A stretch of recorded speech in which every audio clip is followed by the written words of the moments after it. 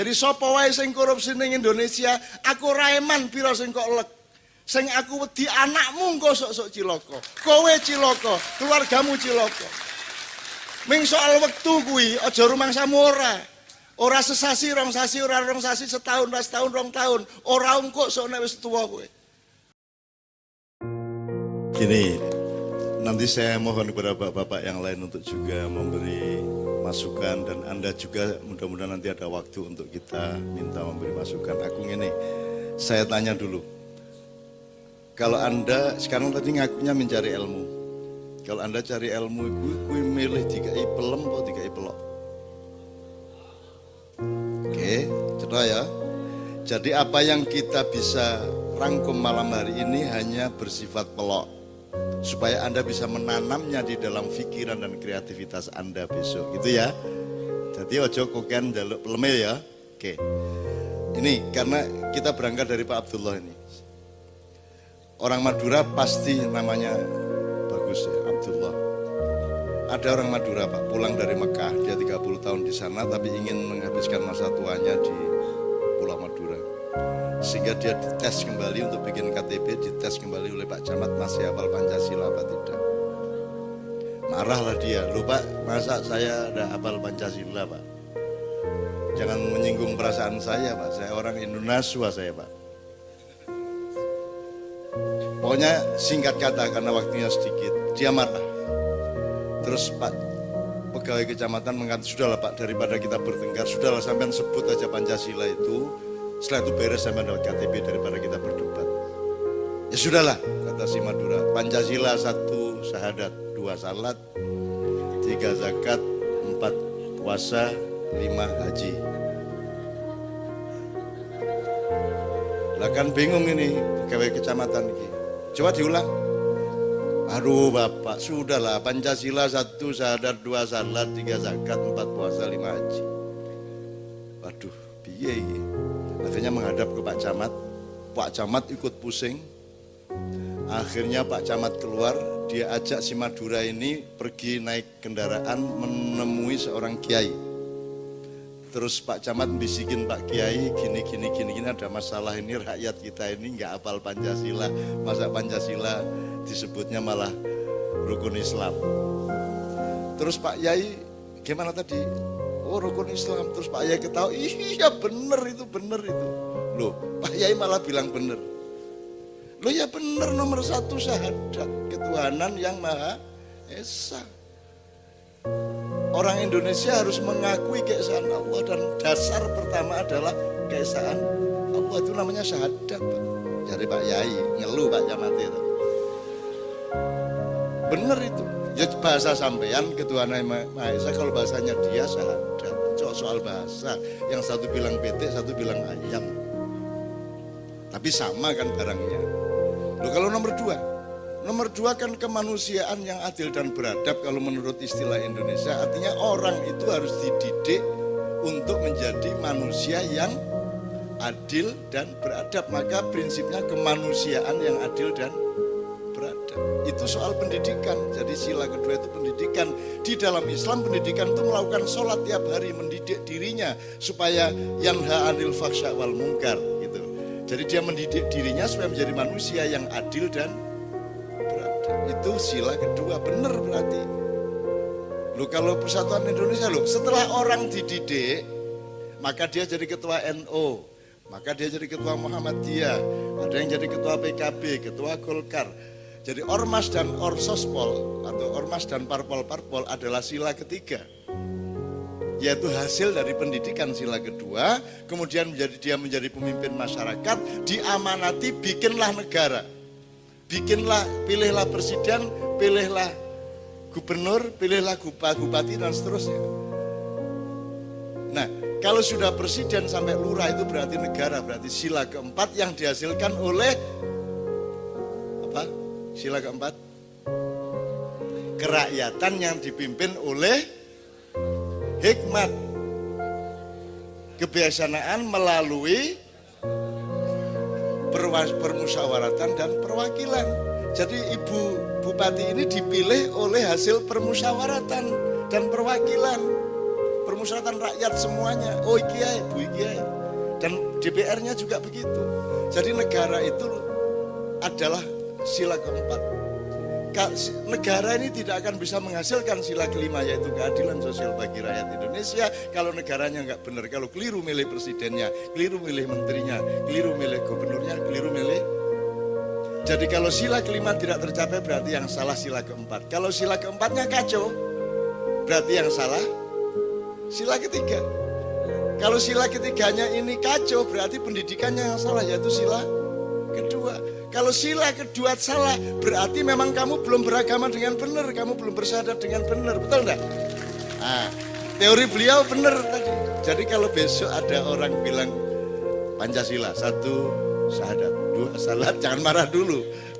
Secara esensial seperti itu, meskipun bunyinya tidak sama, rumusannya tidak sama, tapi benar seperti itu. Oke, jadi Bapak sekalian gini, sekarang kita belajar bersama mengenai korupsi.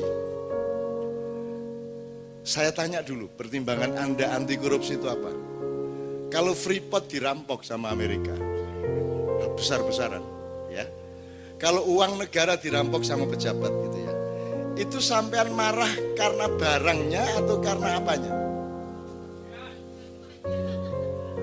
Sebentar, yang jelas, eman barangnya apa ora setuju kelakuannya? Sing ndi? Sing nomor siji sing di gini, kalau barangnya berarti materialisme, tapi kalau kelakuannya berarti akhlak. Jadi kamu anti korupsi itu urusan eman barang apa urusan akhlak? Ayo cedok. Sekarang saya tanya, pernahkah ada orang ngomong anti korupsi dihubungkan sama akhlak? Baru malam hari ini. Semua orang anti korupsi karena eman barangnya kok dicolong, berarti dia adalah seorang materialis. Betul enggak? Nek barangnya pek-peken, iki masalah itu tuh barang, iki masalah akhlak kudu ditegakkan. Iki tak enggak ke sithik. Kowe percaya karo hukum ora? Oke, harus percaya sama hukum. Tapi ngene, apa kowe tau nyolong PT? Ora tahu toh? Oke. Kowe ora tau nyolong PT, ora tau nyolong sapi, ora tau nyolong motor sapi turute. Apa kowe ngerti pasale? Apa pasalnya? Ngerti pasalnya enggak? Jadi kamu tidak nyuri ayam, tidak nyuri motor karena paham hukum atau tidak? Tidak. Tapi karena kamu punya akhlak, betul enggak? Sekarang saya tanya, lebih tinggi mana hukum dan akhlak? Jadi nomor satu akhlak. Jadi tidak boleh ngomong supremasi hukum. 99% rakyat itu tidak ngerti pasal hukum. Dan mereka tidak melakukan korupsi tidak karena hukum, tapi karena mereka punya akhlakul karimah. Betul enggak Pak? Nah, jadi jelas ya saya ini pertimbangannya ya. Saya pernah di zaman melarat biyen, aku ini melarat ning duwe sepeda siji dicolong wong, kurang ajar to kuwi. Kuwi wis setengah mati lek nyicil sepeda dicolong wong, akhirnya tak sepatani aku munggah ning dhuwur wong pasar 40-an. Sopo nyolong sepedaku tak enteni sampai jam 2 awan, nek gak balik petor sikile, petot cangkeme. Tak wacake ayat. Ngene kaya wong gendeng kae. Bali lho Mas, jam 11 teko wong duku-duku karo ndredeg kae.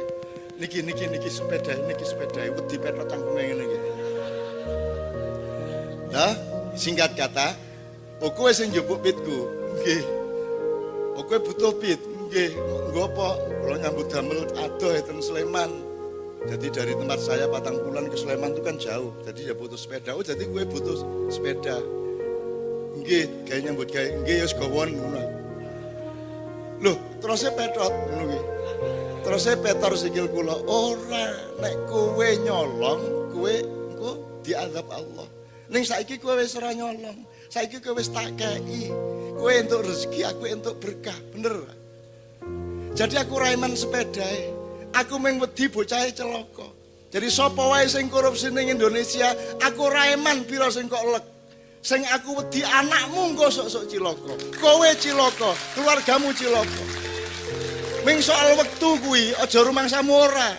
Ora sesasi, rong sasi, ora rong sasi, setahun, pas setahun, rong tahun. Ora engkok sok nek wis tuwa kowe. Ya ora pedhot ya mbok. Gitu ya. Oke, jadi saya kembalikan.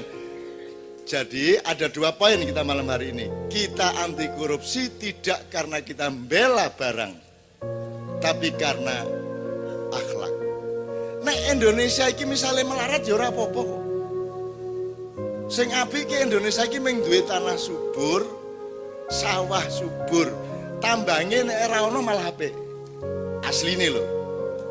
Upamane ora ono batu bara, ora ono timah, ora ono emas, ora ono gas, malah apik, ora royokan, ora do maling. Saiki do maling kabeh mergo kokean bondo. Njur royokan, gitu loh.